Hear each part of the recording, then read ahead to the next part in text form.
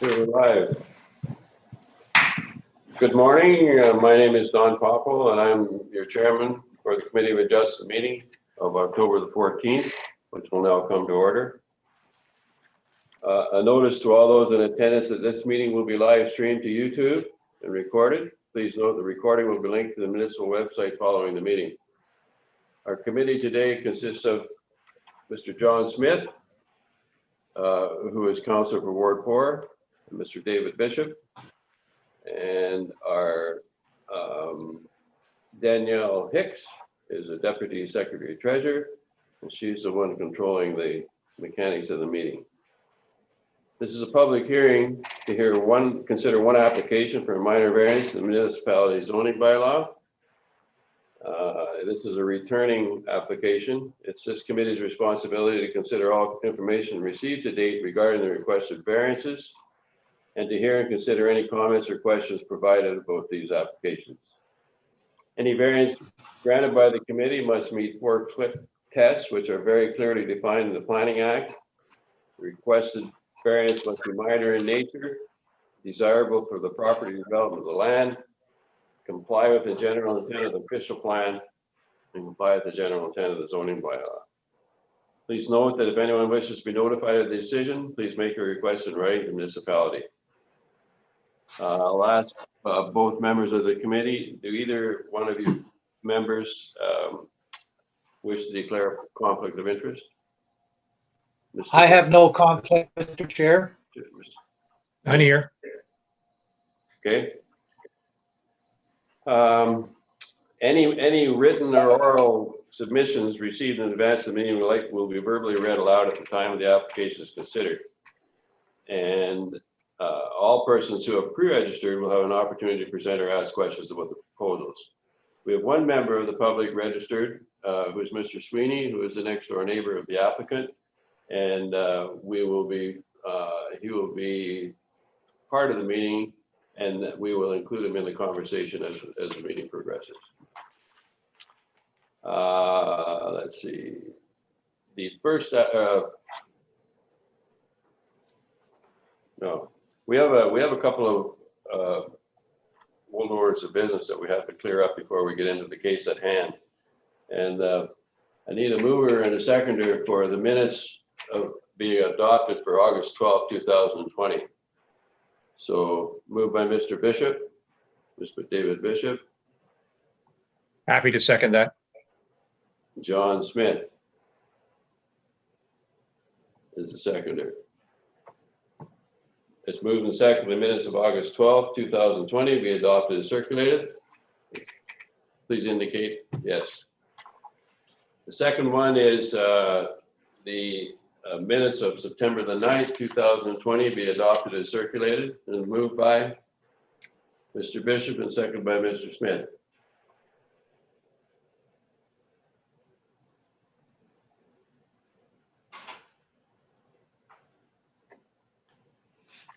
Moved and seconded the minutes of September 9th, 2020 be adopted and circulated. Carried.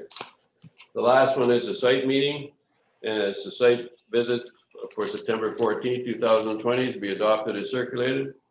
And that's moved by Mr. Smith, seconded by Mr. Bishop.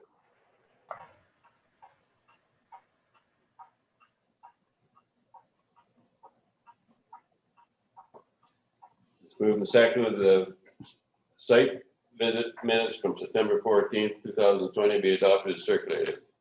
That's carried. Have those. Okay, the case at hand. This is a returning file. It's file number D13MB 2020-12. Mr. Jones of 1003 Drake Lane, Little Redstone Lake, Township of Havelock. So the applicant is represented by Mrs. Kim Roberts of Greg Bishop Consulting. And the committee now has an opportunity, because we've dealt with this before, to ask questions of the applicant, and I'll turn that over to our committee members to move on with that. So I'm sure we do have some questions. Kim's tuned in, right? Yeah, I'm here. I'm happy to answer your questions. Okay. Mr. Bishop? Okay, Yes, I direct this question as to location of coming to a defined limit. We're making the measurements in regard to the applications 2 and 3 in regard to the porch and the deck based upon the position of a line of the existing gravel driveway. And I know you've got a measurement there as to the proximity to that driveway for both of the applications.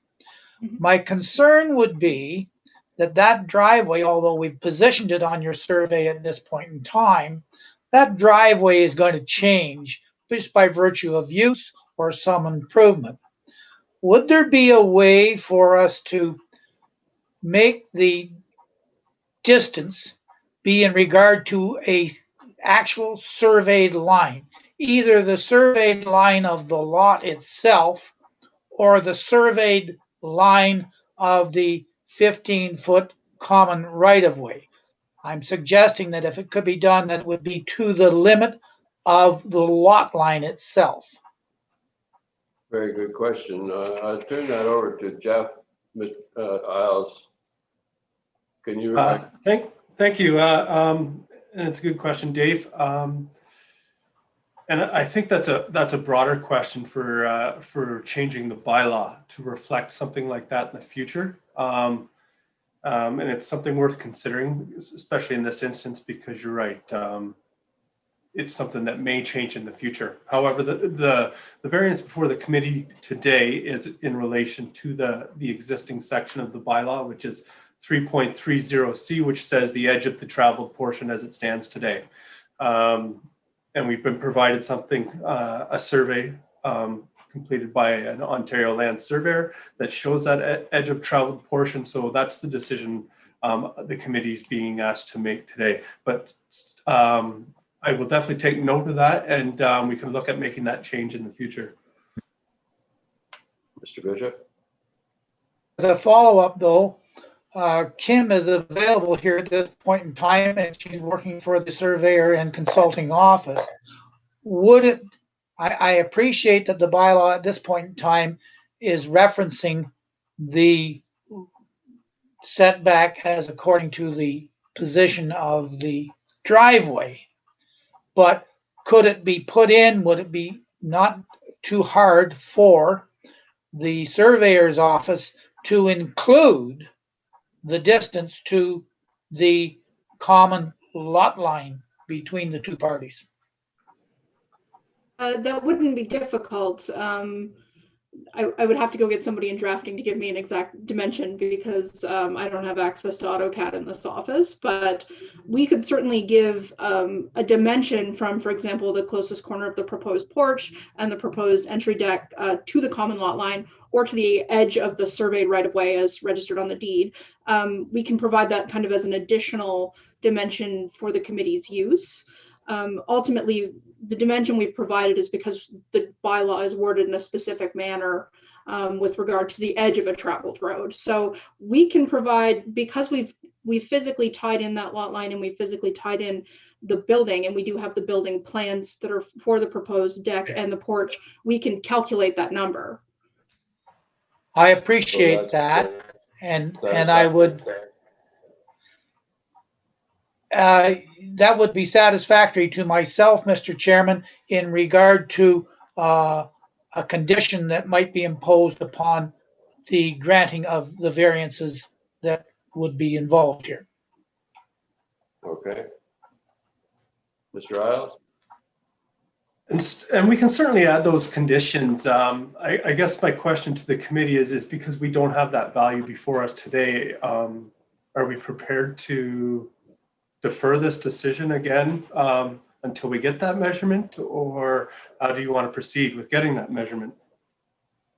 Mr. Bishop? I think that we could still proceed today, and that if this variance is granted on the basis of the information that we've got at hand, that this is just a further condition with respect of the approval, so that we know an actual positional distance that won't change. That's satisfactory, Joe? Yeah, I think we can word it some way that the proposed porch and deck as shown on the site plans are not to further encroach the interior side lot line setback as shown on that plan, something along that lines, without giving a specific value that we don't have today. I think we could probably word it something like that.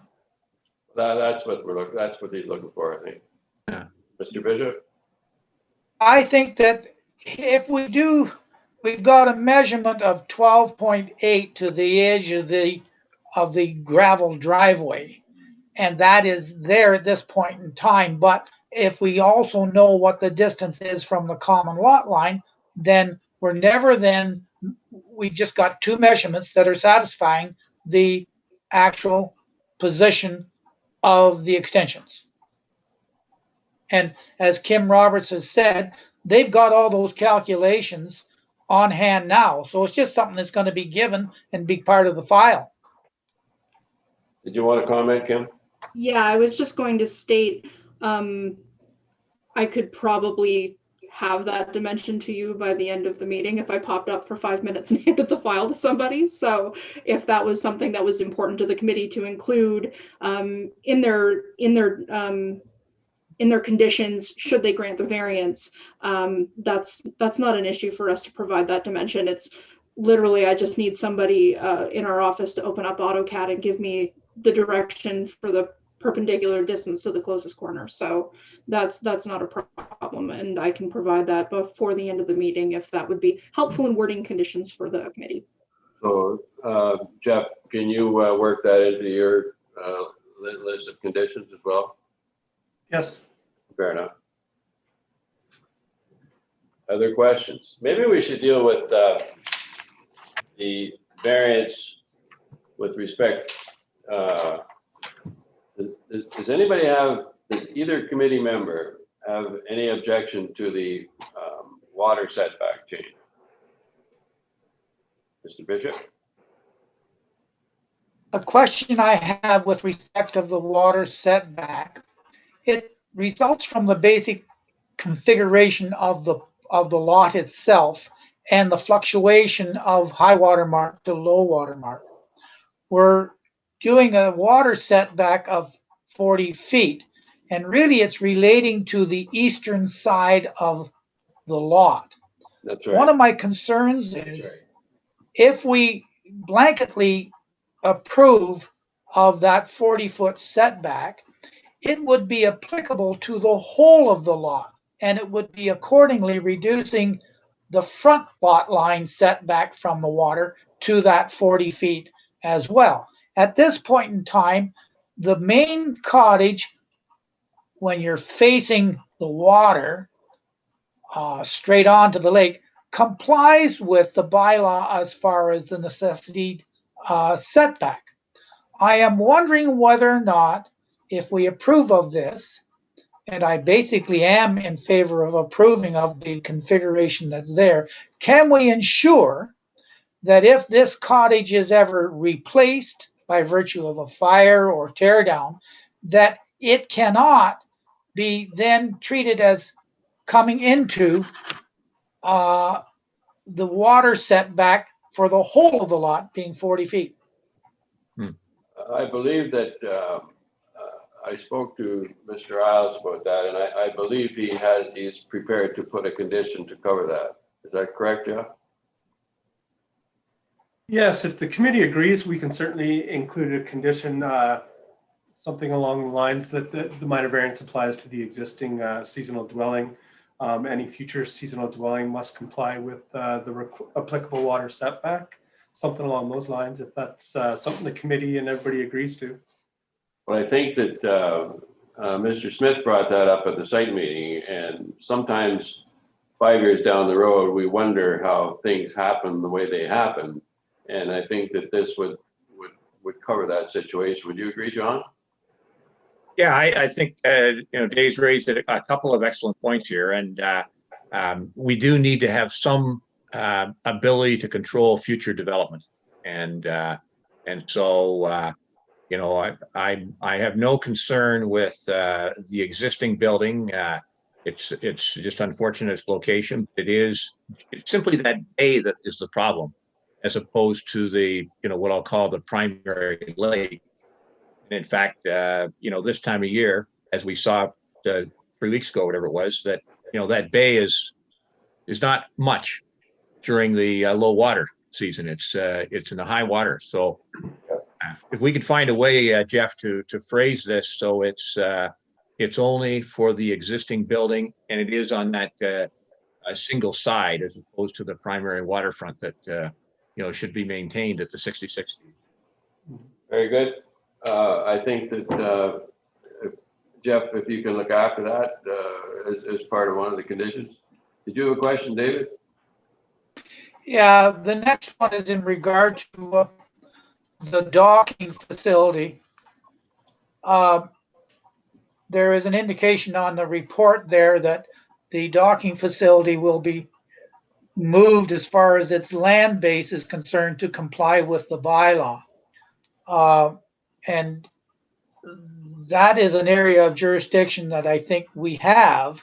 I just want to make it clear that we do not have any jurisdiction with respect of how that projects into the water.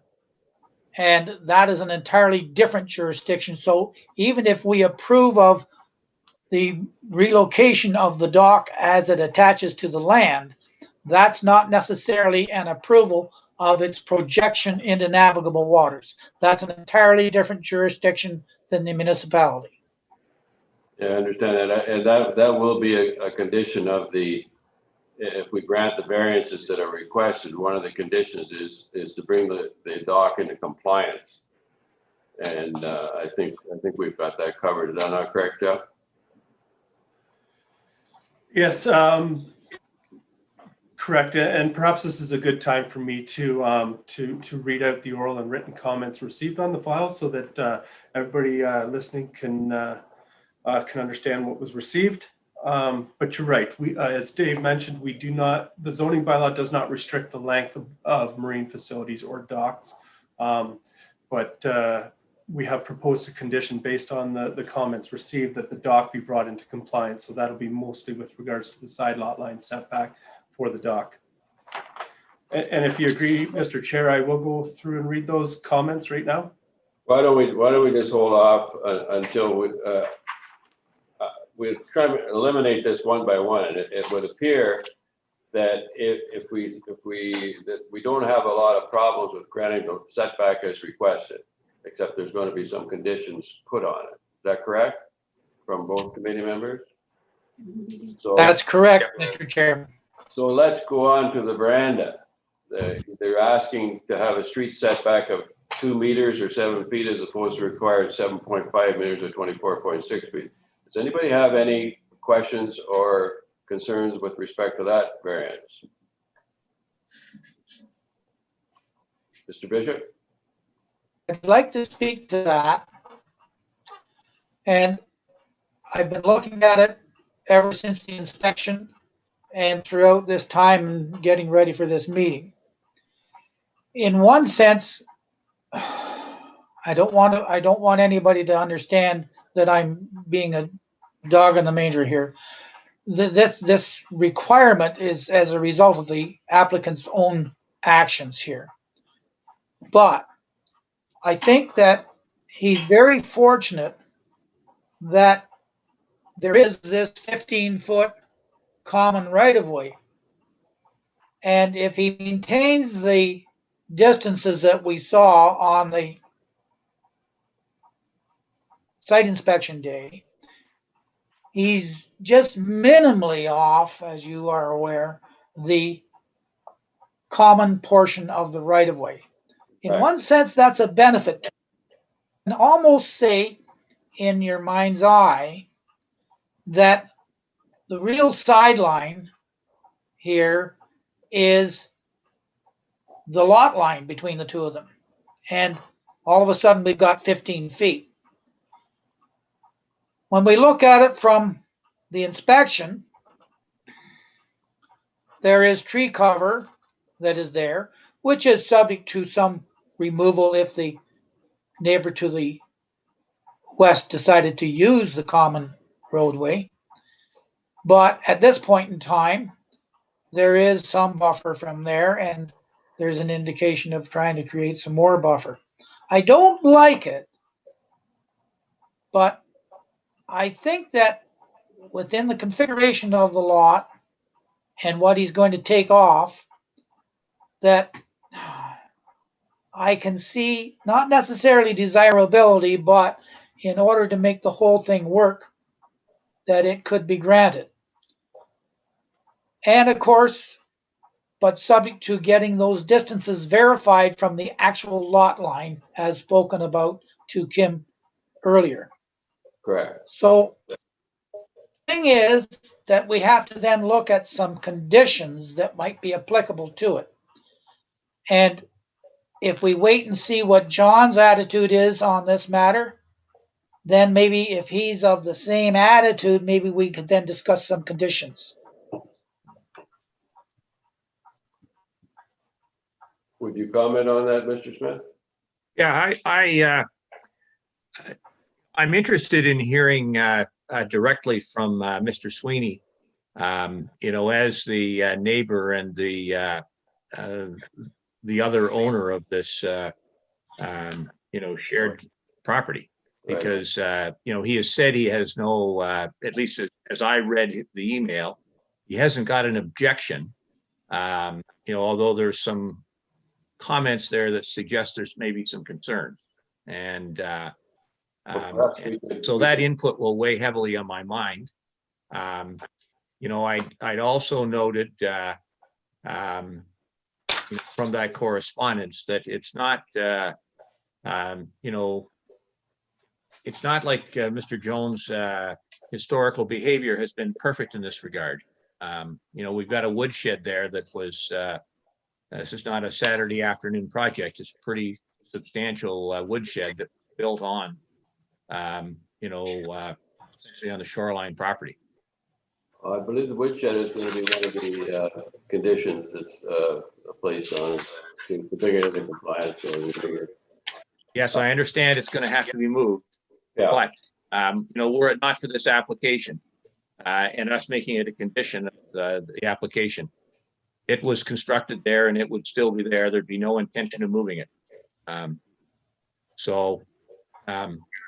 guess I interpret some of the comments in the various documents with a healthy grain of salt, if you know what I mean. Correct. Well, we can perhaps ask Mr. Sweeney to comment. Yeah. Sorry, you want to speak, Dave, Mr. Bishop?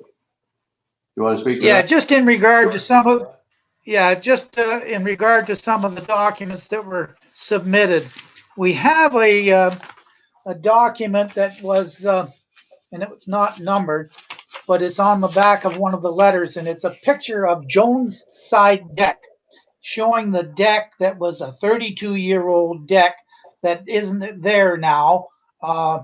And it said a permitted side deck existed for over 32 years. And then it goes down and it says that it was built within the abandoned driveway easement.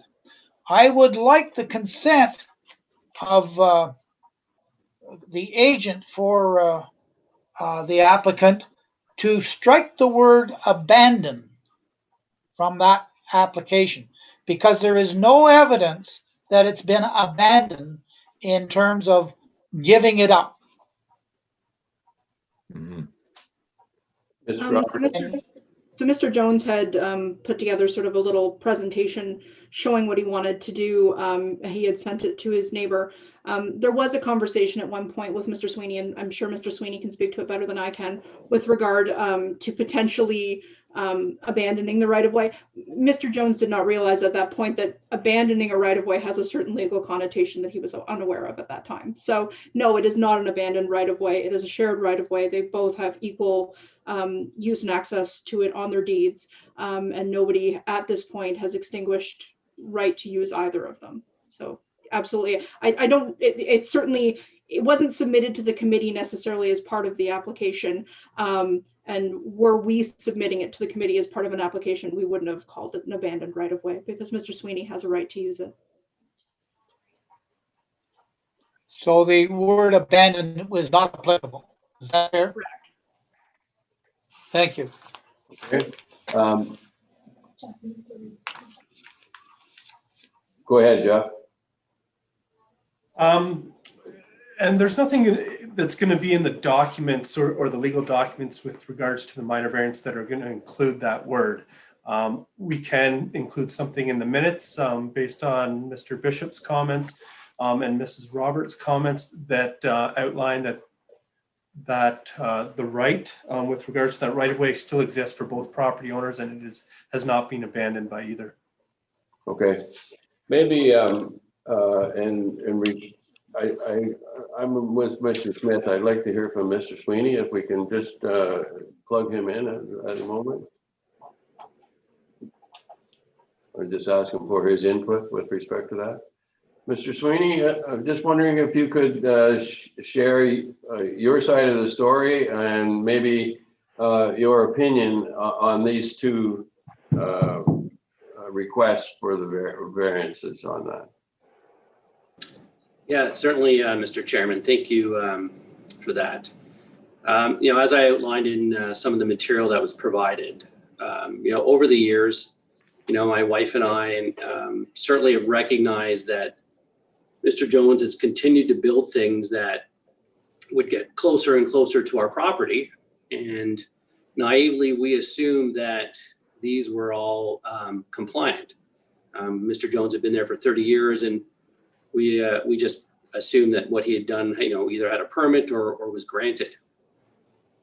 It wasn't until this application came up and we got a chance to see the survey that we realized that things had been built into the shared right of way that we have, and then obviously the dock. And so we're really just reaching out to the committee here, and even in conversations I've had with Mr. Jones, because he's asked me to take my part of the easement off the deed. And it wasn't until I saw the floor plans that he had drawn up earlier this year that showed that sunroom would then become a wraparound sunroom. And I said, I'm not sure why you'd want to move your living space closer to ours when already there's, quite a limited proximity. And often we can, finish each other's conversations that, the living spaces are so closed. And so it was really at that point that, I felt the need to reach out to Mr. Isles and be able to provide my comments to the committee.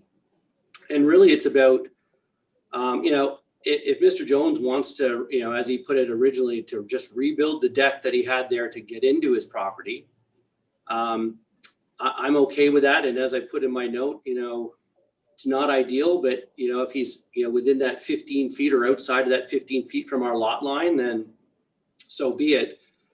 But some of those other structures, so that lower deck and the hot tub right now, that extends well into the easement. And I just want to make sure that we have the conditions there, and Mr. Isles has put quite a few of them in, that ensures that Mr. Jones is not building within that easement. And then also moves the deck the appropriate distance as well. Would you like to comment, Mr. Smith? Well, and I appreciate that clarification, Mr. Sweeney. I read your note where you, and your comments here, you seem to be okay with what's happening in terms of if we approve this. I noted the comment though about removing trees and sharing the firewood.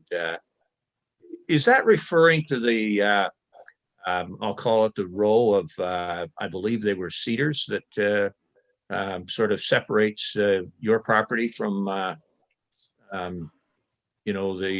Jones property?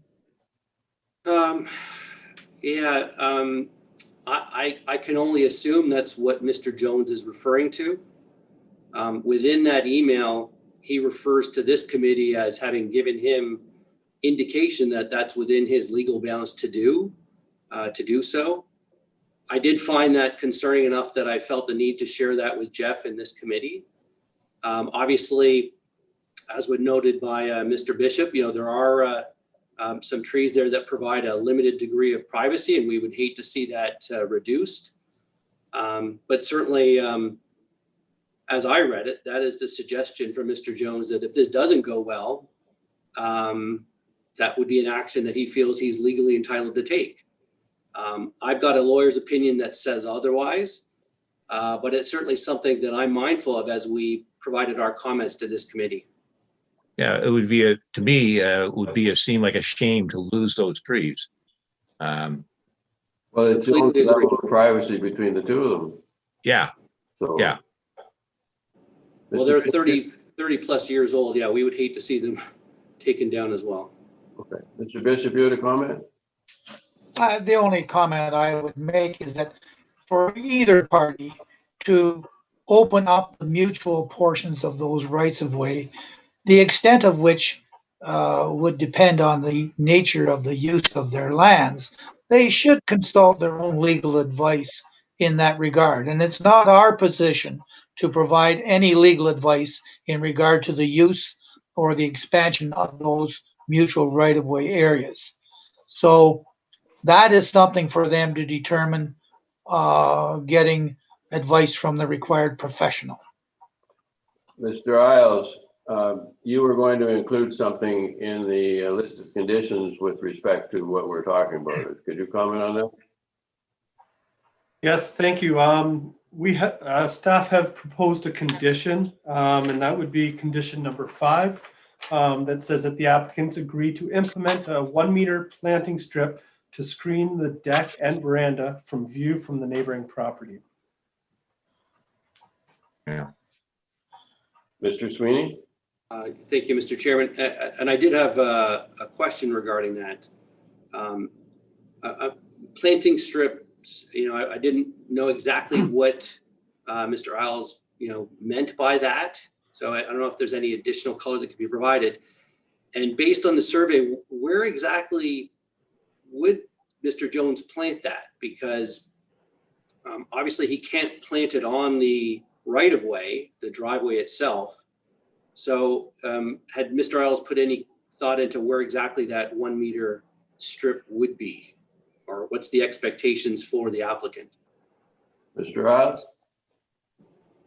And while I'm certainly not a lawyer, my understanding is that the applicants do have the ability to plant that planting strip on the right-of-way between the driveway and their proposed development, as long as it's on their half of the right-of-way.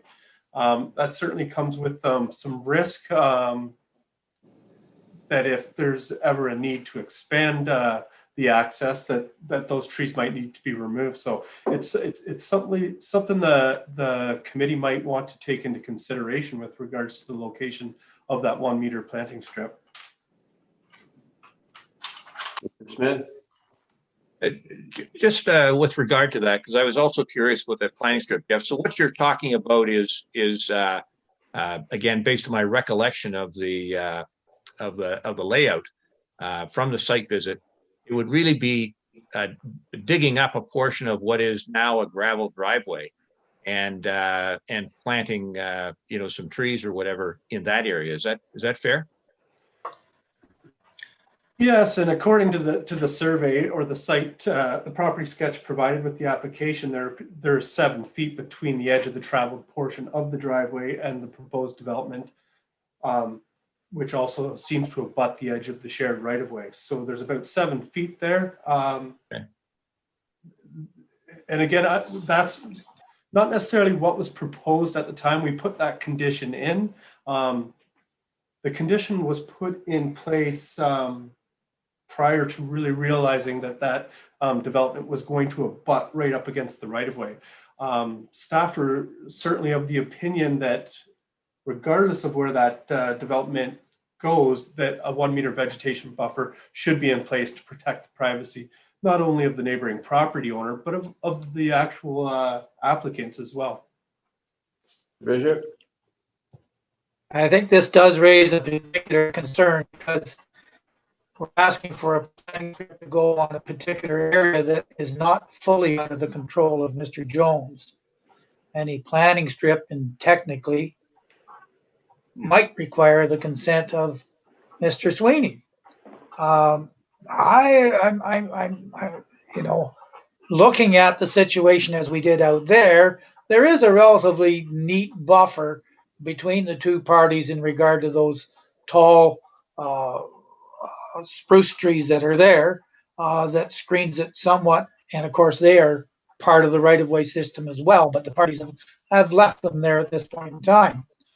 I have a problem with that kind of a condition when it's going to require dual consents to their positioning and type and the whole works. If they want to get together and do that and be neighborly, that's something that they can do between themselves. But I don't see how we can put a condition on that's enforceable. Why that can't regard. why can't we just say that the existing vegetation between the two properties is not to be disturbed? Well, Well, that's a problem also, if I And may, Mr. Chair. if they wish to carry on beyond that and have something else, that would that satisfy you, Mr. Sweeney?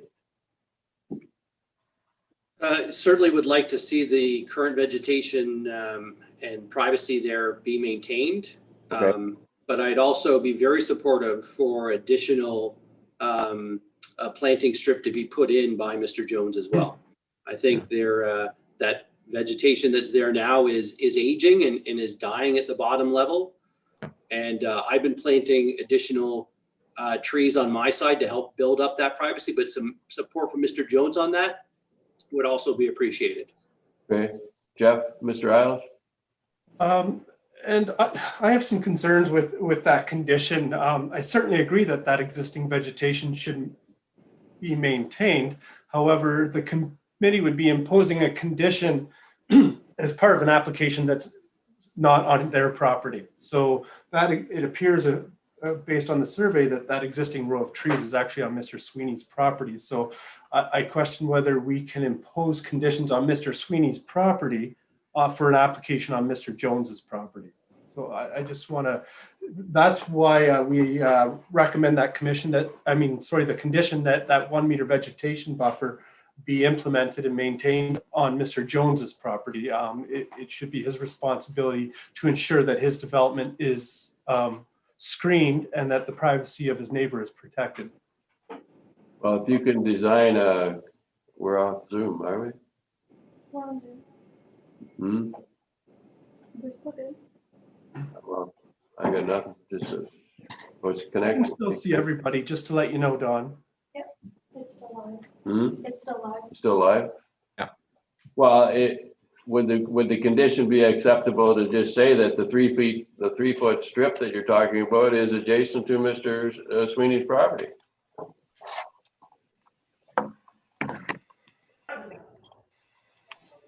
It's a good question, and I think it all comes down to the legalities around that right of way, and whether that planting strip can be planted on that right of way. My understanding is that it can on the applicant's property and not affecting the right of way. But again, I'm not a lawyer, and I don't want to give a definitive answer on that.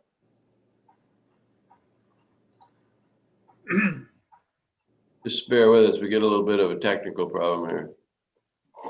Danielle's going to sort it out. Is it possible she turns her screen to face you, Dawn, and then you can look at her screen?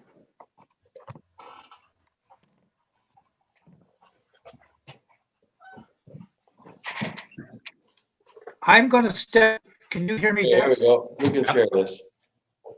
Go ahead, Mr. Bishop. In regard to this planning strip between the two parties' ownership and locating it on this right of way, whatever position, it could happen only if there was some consent from Mr. Sweeney, because he and his ownership has a right in that right of way portion. Exactly. But if they that's did good. come to a consent, then everything has to understand that, say Mr. Sweeney sells, and he sells to Johnny Black. And Johnny Black decides, I want to make a circle driveway here. Well, if he did, though, that hedge is likely to come out, or that planting strip is going to come out. So that's the problems that I have. We got to look at this not just for today, but we have to look at this for the possible future uses of both of these properties. So I don't know how we can do it, but if it's a planting strip, everybody has to consent and acknowledge that it could end up being disappeared by use of Mr. Sweeney's property. Well, I think we're all batting from the same cage here. We're interested in assisting Mr. Sweeney, who is the property next door, to maintain his privacy. He's entitled to that. So if we have to get an agreement from him that the 3-foot planting strip was on his property, is that not acceptable? You're getting into legal. Yeah. Instead of putting it on the right of way. Oh, if it was on, yeah, that's fair. If it was on his property. But if he's agreeable to that, would that not be an acceptable condition?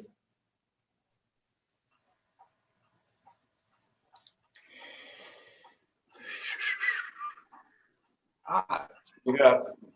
I have concerns. Do you? Okay. If How do you feel Mr. about it? Sweeney, Yeah. I mean, when you look at this, I think Mr. Sweeney's prepared to comment here. If we okay, Okay. Thanks, Mr. Chairman. Yeah, I mean, ideally, we would like to see that 1 meter strip on Mr. Jones' property. If there is no other alternative than to put it on the shared right of way, then I'd certainly be open to that.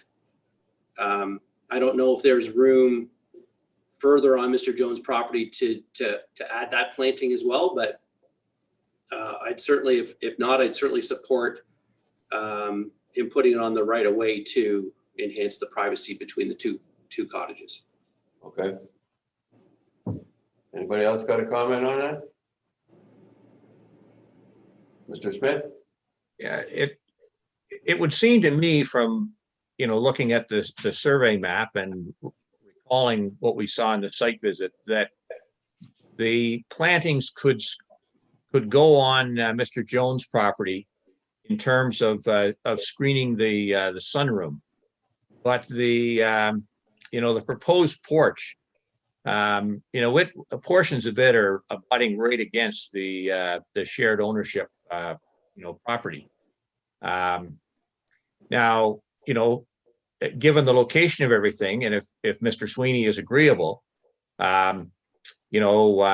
for a requirement to be put in place that those plantings, be permitted on that shared portion of the property. I mean, as an owner, as a neighboring owner, the more plantings that are between you and the Mr. Jones structure, you're going to say, well, that's a good thing because your structure is quite a ways away.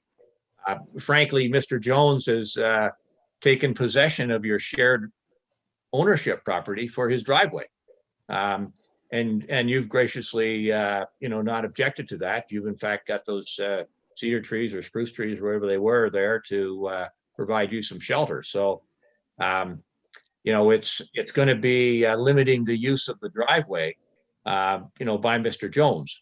But I think, as Dave has also pointed out, we need to think kind of forever on this, because what we agree to here, what we put in place, is going to last for generations in terms of future owners. And so, anything can happen. Can I comment on that quickly? Yes, go ahead, Kim. Yeah. Sure. And perhaps Mr. Sweeney can kind of share in here. I've only been to the site myself on the one occasion. it appeared to me that if, for example, a future property owner on Mr. Sweeney's lot wanted to put in a circular drive, the location where they would punch in that driveway to sort of connect them there is a little further north than where the actual surveyed edge of that right of way is. It comes kind of all the way down to the edge of Mr. Jones's deck, and your property sits a little further back, does it not, Mr. Sweeney? Just a little bit? It does, and our actual parking or driveway is further up to your description. Sure. So, I mean, I don't think that Mr. Jones would be opposed at all to the idea of of a condition for the 1 meter planting strip. I mean, if we're looking at putting it, and again, in the future, a future property owner could certainly utilize the whole of that almost 30 feet. I mean, that's that is certainly something that's possible, and something that Mr. Bishop had kind of impressed upon Mr. Jones at the site visit. But I don't know that he would have any opposition to having that 1 meter planting strip. If we're kind of looking at the survey we have here, sort of from that existing deck, which is where the hot tub is currently situated, northward sort of to the northwest corner of the building, that area is sort of past Mr. Jones's existing driveway turnaround parking area. And is kind of, you have to go a little further north still, I believe, to see the natural location where somebody would put in a circular drive. I'm not saying we're extinguishing any right there, because we cannot remove a right for somebody to use a right of way by a committee of adjustment decision. But if it was mutually agreeable to both property owners, I think a condition for a planting strip kind of between the northwest corner of the house down to where the existing deck is along Mr. Jones's side of the right of way wouldn't be objectionable to him. If it wasn't objectionable to Mr. Sweeney. Mr. Bishop? We'd have to have something from Mr. Jones, in my opinion, that says that is a planting strip that is there at this point in time, and that he acknowledges that if that right of way gets opened up, it may disappear. And if that's something that needs to be provided perhaps as a condition, I'm sure that wouldn't be an issue. Well, this is also, the third variance is part of the same conversation. And I think what we're interested in is protecting Mr. Sweeney's privacy as it exists. Is that not correct? I believe so. Yes. Yeah. So however we do that, can you draft something accordingly, Jeff, that it would make everybody happy? You're the Well, magician. I can certainly try. We do have the existing conditions in the report, as well as 2 proposed conditions with regards to the porch and veranda, and that they should comply with an interior side lot line setback of a blank value at this time. With regards to that 1 meter planting strip, so am I to understand that the agent and Mr. Sweeney are agreeable to have that on the right of way? I am Mr. Alice. And I believe Mr. Jones is as well. I didn't hear you, Kim. Sorry, I believe Mr. Jones is agreeable as well. There we are, Mr. Jones. He has or no Mr. issue with the Smith. planting strip. Can I ask a question? Absolutely. Does it need to be a 1 meter planting strip? I noticed we have a 3 meter planting strip, for the shoreline. And, we could make this planting strip here even 2 meters wide. It would still be on the, the Jones Side of half, the I feel road. like, Yeah, right? And it would provide more privacy. 1 meter is not a lot of vegetation, if you know what I mean. I hear you. Right? I'd prefer, personally, I would encourage it to be wider.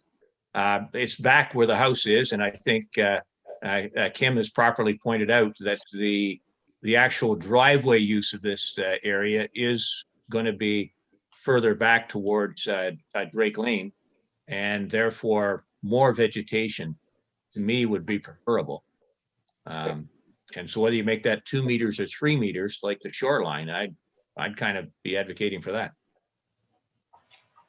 I would have concerns with 3 meters. That's 12 feet.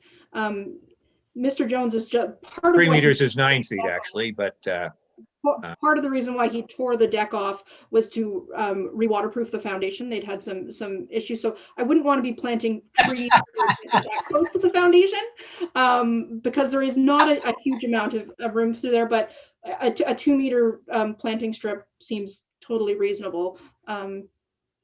If that would be satisfactory to the committee. Mr. Isles? Yeah, and the value can obviously be whatever the committee decides. However, the closest portion of that proposed porch to the edge of the traveled portion of the driveway is 2 meters. So to impose a condition of a 3-meter planting strip in that location is not necessarily achievable. It could be perhaps achieved further back where there is a bit more space, but I just wanted to bring that to the committee's attention. Okay, well, where do you want to go with this? Because, Mr. Bishop? Are we talking here 2 meters or 3 meters? Well, both have been bannered around, so I think Jeff is suggesting that 3 meters might be a little bit difficult to fit in the program here. So we might as well give them something they can live with. And I'm at your discretion with respect to that. Is there any other concern with the last two requested variances? Is there any other concern other than the neighbor's privacy with respect to that? With respect to those two applications? Well, Other concerns other than the neighbor's privacy to granting B and C as the variance? Mr. Bishop? Mr. Chair, yes, I do have concerns in that regard because, and especially in regard to the number 2 variance. We're getting so close to the area of common right-of-way. In fact, when I looked at it with the string on our inspection, it appeared at that one end at the end closest to the lake to be about 3 inches off of that right-of-way, common right-of-way line. You know, this situation that we've got in regard to this deck is something that wasn't created by virtue of the nature of the lot. It was created by virtue of the methodology in which the applicant has constructed his cottage, and that construction has taken place in basic contravention of the bylaw all the way. And in fact, at this point in time, when we were out there inspecting, I think there was construction going on at that point in time. And it's my understanding that there's, and maybe I'm wrong, that there isn't even a permit issued for that construction that's been taking place already. Mr. Jones is a maker of his own misfortune.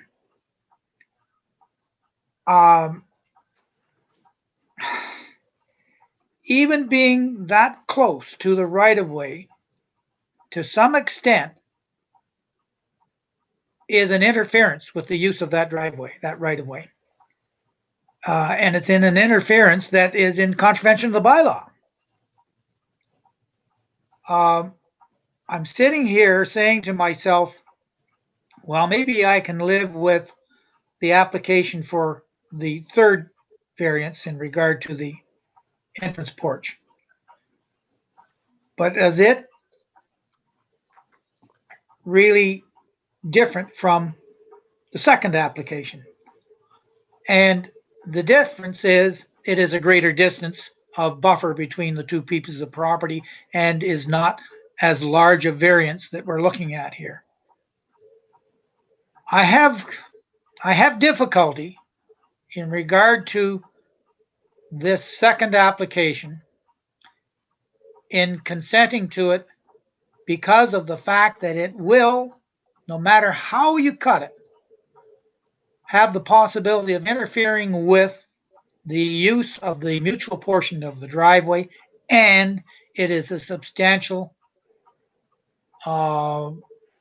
decrease in the sideline setback.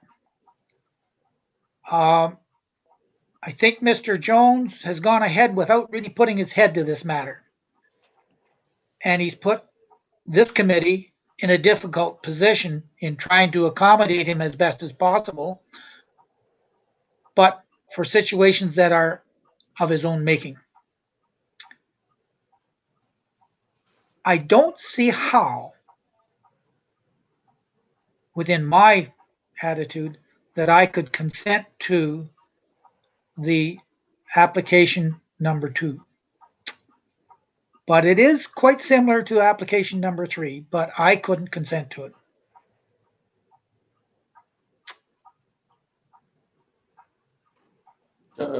Say your last part again. It's between 2 and 3.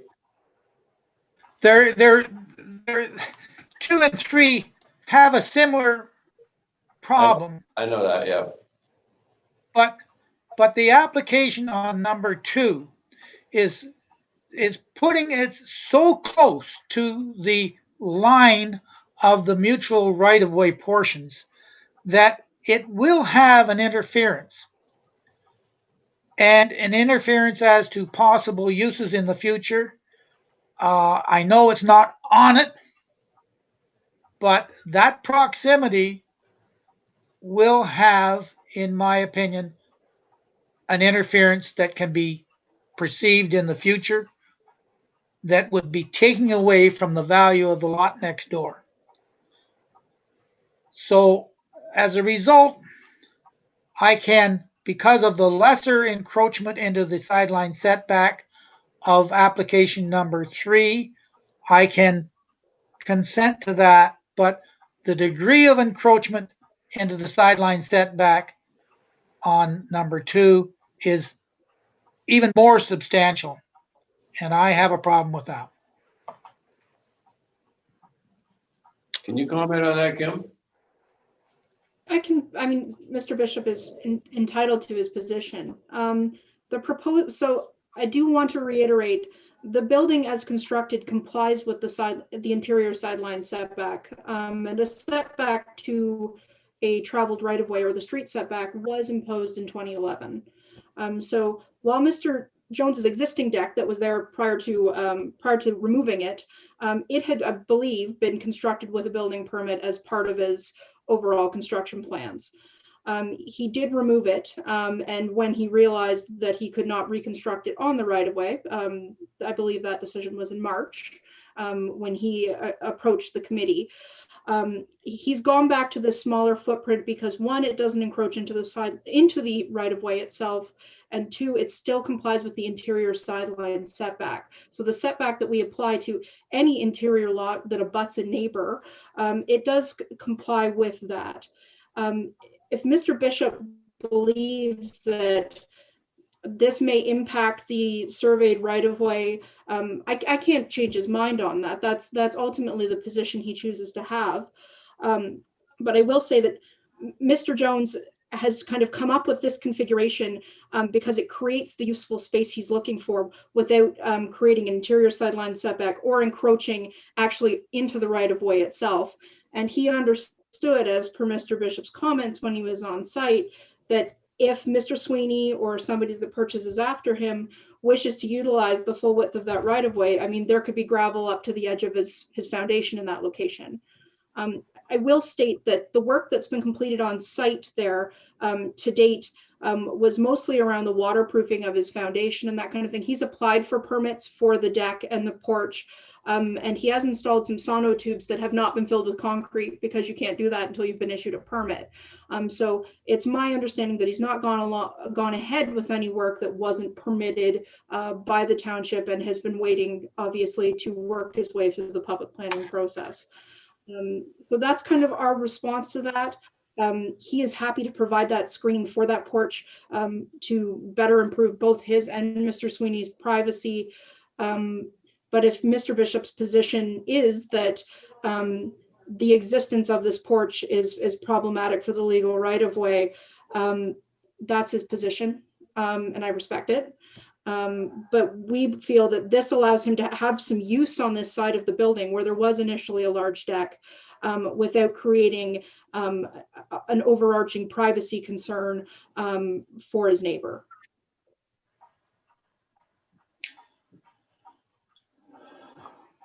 Go ahead, Mr. Bishop.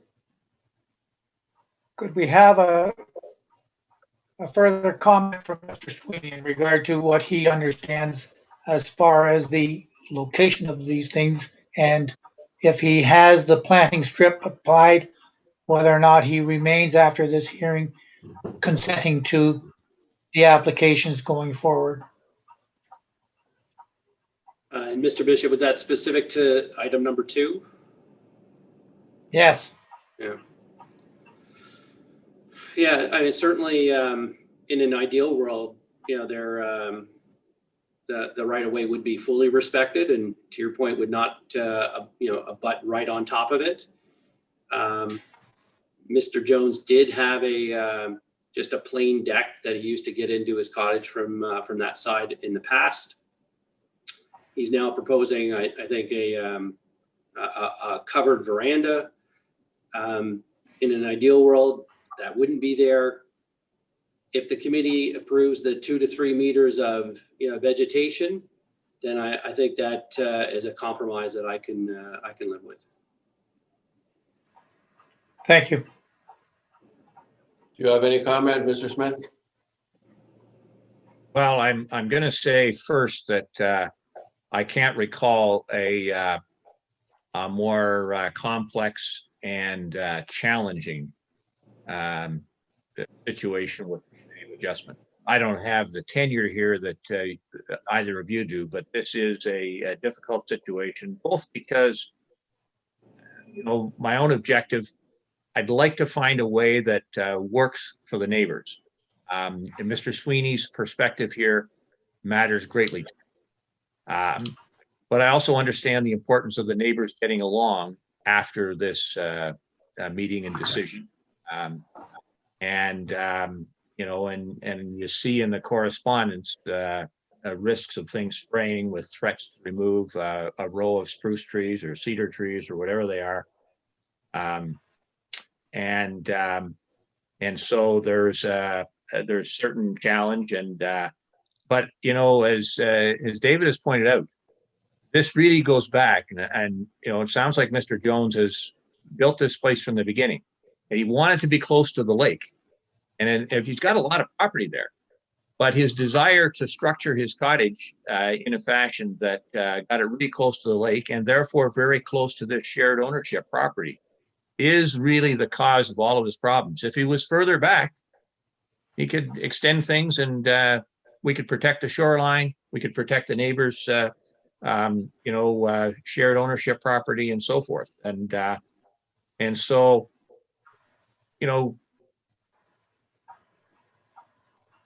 granting everything that Mr. Jones is asking for doesn't seem like a fair resolution. And so that's why I was proposing that we have more of a shared buffer. I think that any neighbor, any cottage property, the more vegetation there is between your place and the next one next door, most people think that's a good thing. And so, and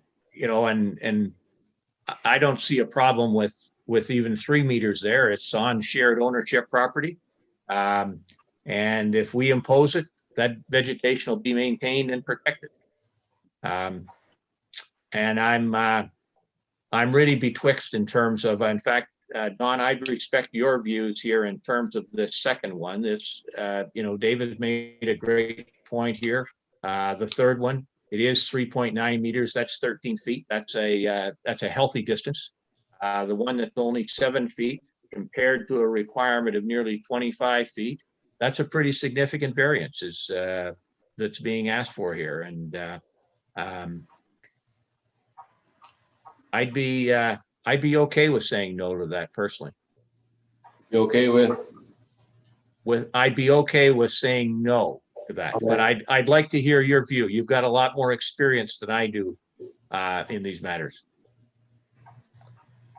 Mr. Bishop, you have your hand up.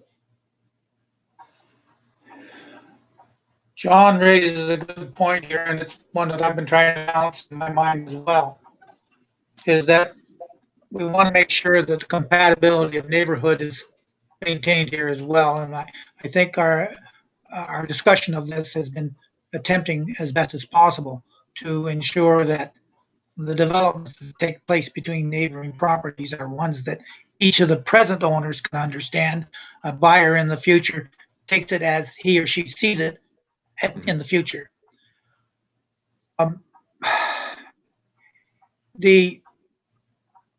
Mr. Jones has going to a great deal of expense, and I'm looking at what it would look like if we did not grant application number 2, and what the configuration of the side wall of that building would look like, number 3, and denying number 2. Look at it, it would look a little bit like a dog's breakfast. The consent of Mr. Sweeney is very important, and maybe we can help to establish some community and cooperation between 2 adjacent owners, with each of them understanding what their legal obligations and their legal rights are.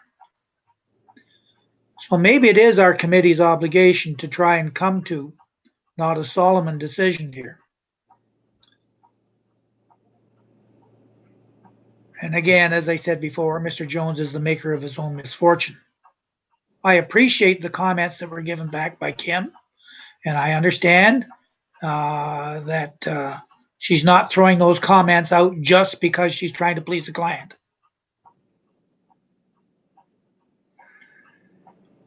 I'm really torn here, and as you can see, I can go both ways.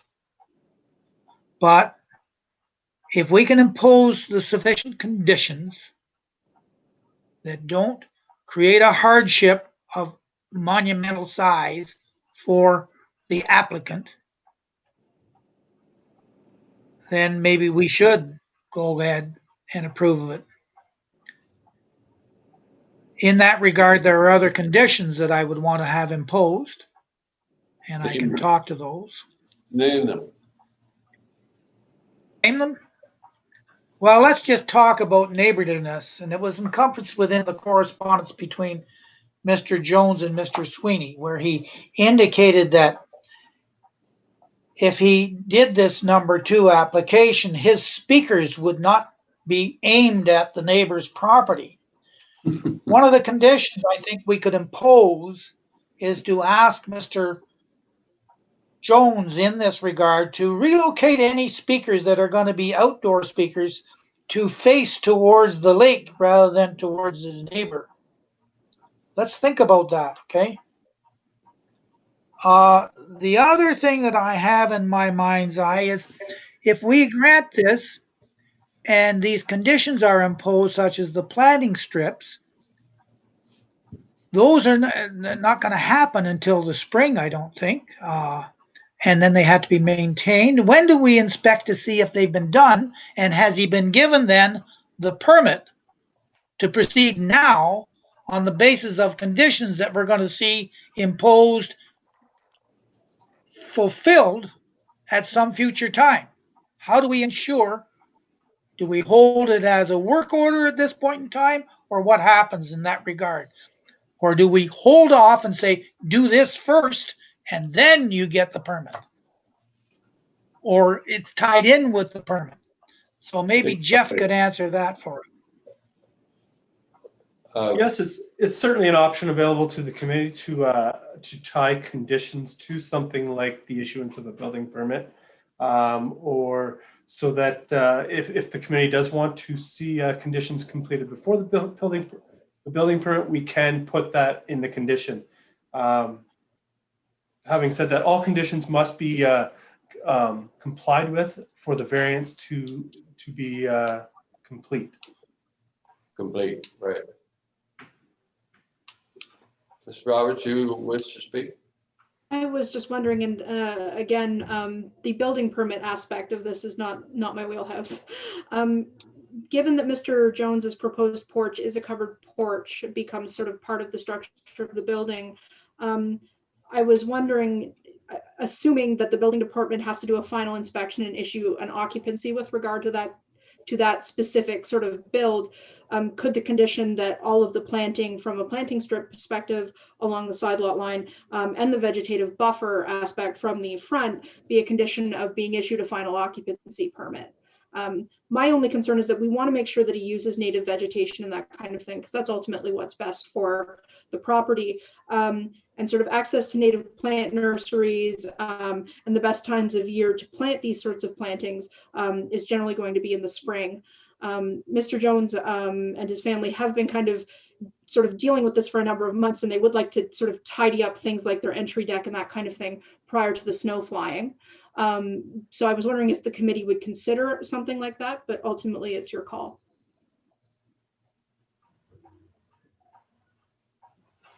We want to pull it. Mr. Smith, are you waving at me or are you just? I'm scratching my chin. Well, we can argue till the cows come home, but eventually we have to make a decision.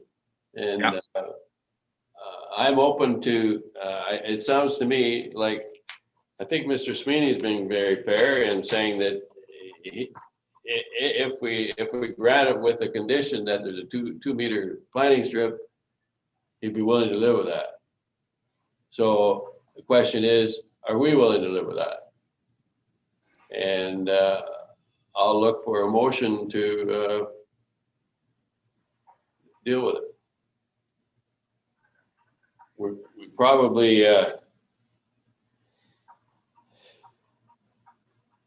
in order to proceed, we have to have some type of motion to carry on. We're probably in as much of a deadlock as the two neighbors. Mr. Bishop? The problem that I have is that we don't have, Mr. Jones has not been able to provide to us an alternate plan that would accommodate what his requirements are as far as getting both into his cottage and some proper use of his cottage and the enjoyment of the enclosed deck, the one that they open, the deck with the roof over it. I wish there was an alternative. I don't think there is. Based upon Mr. Sweeney's reply to my question to him, and subject to ensuring that these conditions that we're talking about are imposed, and the ones that I have suggested are imposed and can be enforced. The occupancy permit idea is good as far as the comments from Ms. Roberts. Subject to those conditions being imposed, I would, and on the basis of the attitude of Mr. Sweeney, I would make a motion to proceed with the approval of these applications as With the provided conditions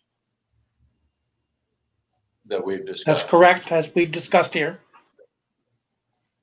Mr. Smith? So that's the recommendations with the change to a 2 meter planting. Is that what we're saying? 2 meter. Yes, 2 meters. And Apparently 3 is, it can't be accommodated. Is that what you're saying, Jeff? Correct. Well, the requested variance for the proposed porch is 7 feet to the edge of the graveled portion of the traveled right of way. So in that location only, there does not appear to be room for 3 meters. There appears to be room for 3 meters maybe in other locations, but in that location, there does not appear to be sufficient space. Can you live with that, Mr. Smith? Yeah, I in fact, that would, to me, if we could say 2 meters in the one place and 3 meters in the other place, I think that's appropriate. Yep. Structure it that way. Jeff? We can certainly do that. We can actually split that into two separate conditions where we Yeah. have a 2 meter planting strip for the proposed porch and a 3 meter planting strip for the proposed entry deck. Fair enough. Would you second the motion? Mr. Smith? Yes, yep. Okay. Jeff, perhaps you better just give us a synopsis of the various conditions that we're imposing before we grant the variance. And that's exactly what I was just wanted to clarify so that everybody's had a chance to hear them. And so, yeah, just bear with me. Just gonna write a few things down, and then I'm gonna start right at the beginning. It appears we're gonna have about 13 conditions in total. Okay, I'll start with down to that number. Pardon me? Lucky 13. Anyway, carry on. Okay, the proposed condition number 1, that these variances apply to a seasonal dwelling, deck, and veranda as shown on property sketches A and B, dated July 24th, 2020, and attached to the decision. Any encroachment beyond the variances granted herein will require a further application for a minor variance. Condition number 2, the County of Haliburton Shoreline Tree Preservation Bylaw number 3505 applies. The injuring or destruction of trees within 30 meters of the high water mark is not permitted. The exemptions noted in section 3 of that bylaw apply. Furthermore, additional native shoreline planting is encouraged to screen the buildings, naturalize the shoreline, and address environmental concerns. Condition number 3, during construction, proper site preparation and construction methods are to be used to prevent sedimentation of the adjacent lake. Sediment fencing is to be installed down gradient from the construction site. The site is to be properly stabilized immediately following construction to prevent erosion and sedimentation. Condition number 4, the applicants are to obtain a building permit for construction of both the deck and the veranda. Condition number 5, the applicant agrees to implement a 2 meter planting strip to screen the veranda from view from the neighboring property. Condition number 6, the applicant agrees to implement a 3 meter planting strip to screen the deck from view from the neighboring property. And I apologize, just to back up, prior to both of those conditions, we're going to put prior to occupancy, the applicant agrees to implement those planting strips.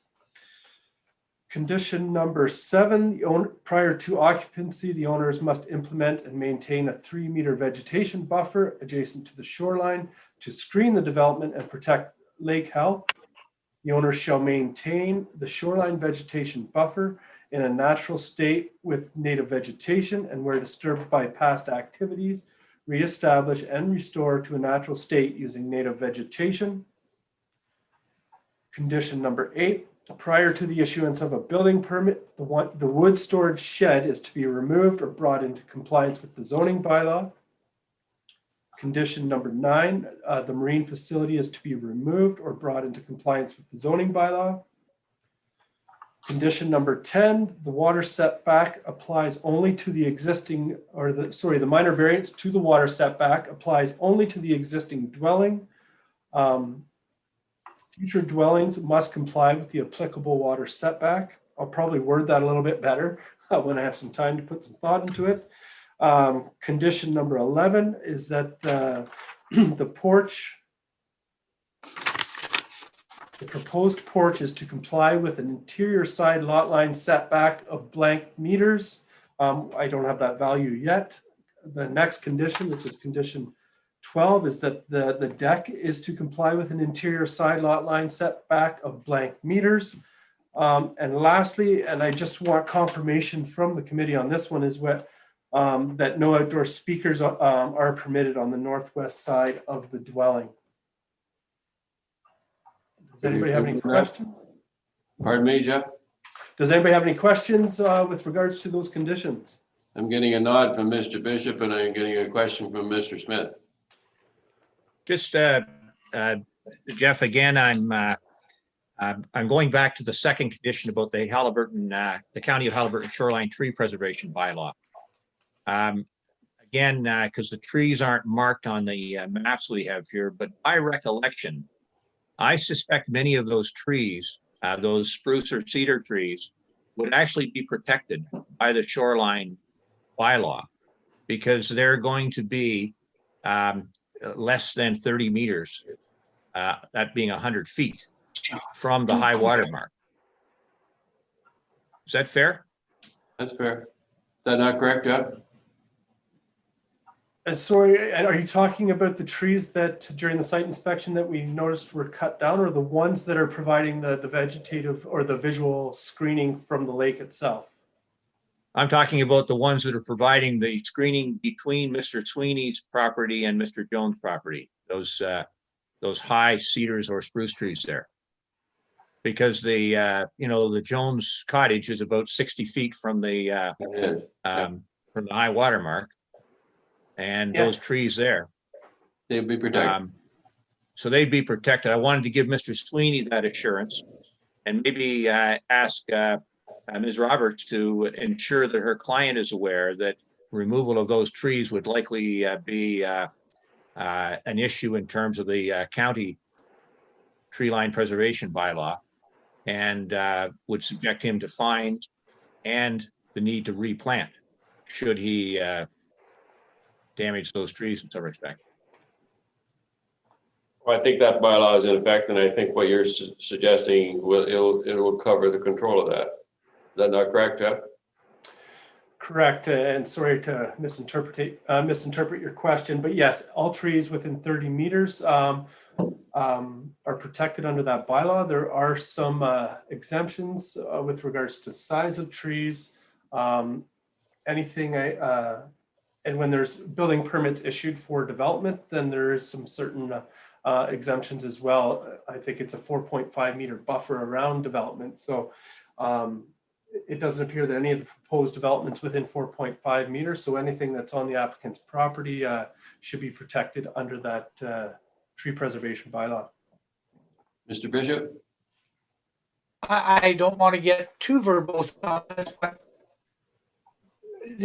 the other thing we could say, but I don't think we can do it because I can't impose legal obligations between two parties here. The only thing would be to say that while the mutual right of way is not being used, that any tree cover between the two properties is not to be removed. I don't know whether we can do that. Because most of those trees that John is speaking about are almost on the line between the two properties, and someone indicated that they had been planted by the developer.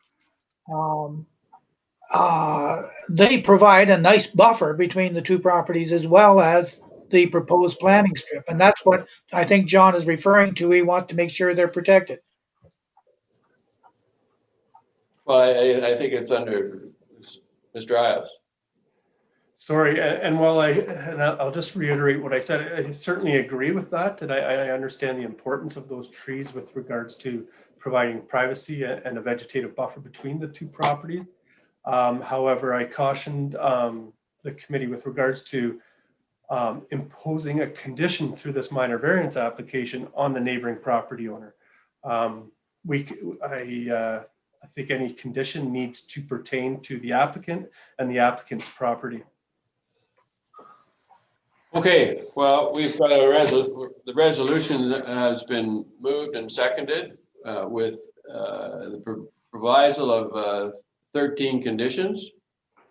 And so it's moved and seconded that the committee's decision with respect to file D13MV 2020-12 be recorded as follows. A, decrease the provision of section 5.2 to permit a dwelling to have a minimum water setback of 12 meters or 40 feet as opposed to required minimum of 14.5 meters or 49 feet as permitted by minor variance D13 MV 2020-003 is granted. Carried? Indicate by holding your hands. Decrease provisions in section 3.30 to permit a veranda to have a street setback of 2 meters or 7 feet as opposed to required 7.5 meters or 24.6 feet. It's granted. Carried. And a decreased provision of section 3.30 to permit a deck to have a street setback of 3.9 meters or 13 feet as opposed to required 7.5 meters or 24.6 feet is granted. It's carried. For the general information, there is a 20-day waiting period, appeal period, where if someone does object to what we're saying, there is Mr. Sweeney would be the most person I think that we've accommodated what your requests were.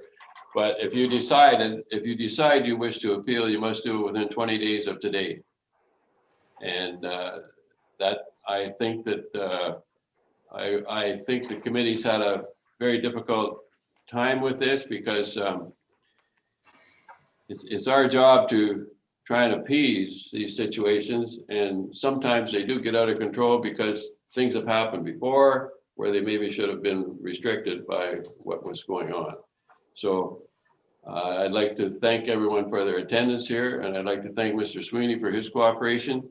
And hopefully, Kim, your client will respect what we've done, and it's important that the conditions that are imposed are upheld. So, anybody have any further comments? If not, I'll accept a motion to adjourn the meeting. Moved by Mr. Bishop and seconded by Mr. Smith.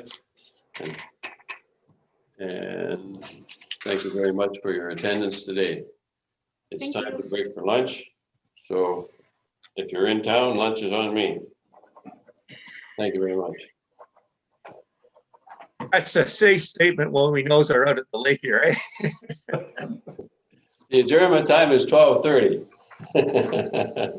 Yeah, it might meet you halfway in Dog Patch or something like that.